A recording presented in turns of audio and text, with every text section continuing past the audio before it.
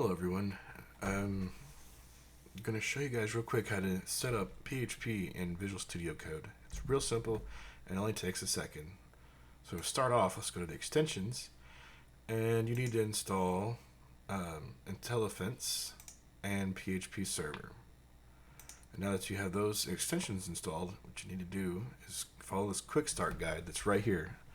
And so you'll go to the extensions, which we're at, and we're going to disable the language features. So we'll just go to built-in PHP, and I have mine disabled already.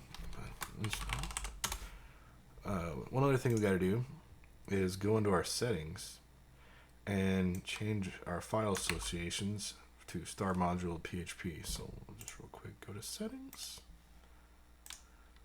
and file associations. I've already added it, but just to show what it looks like, that's the add, and this is an edit. So you just type in module, start out module and PHP, hit OK, and you're all set. And if you wanted to see what it looked like, you can hit the button right there to see the settings.json file, and you'll see that that was added just like it's supposed to. And so we're all set. We're ready to go. So we'll just open up a folder real quick and create a PHP file. So what do? We're going to do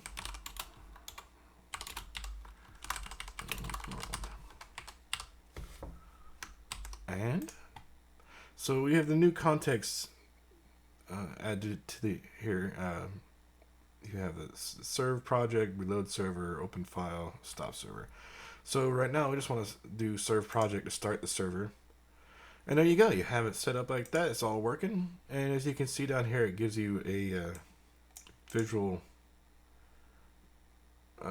this too, showing you that something's happened. And so that's good. That's it. And just to prove it, we'll just say echo.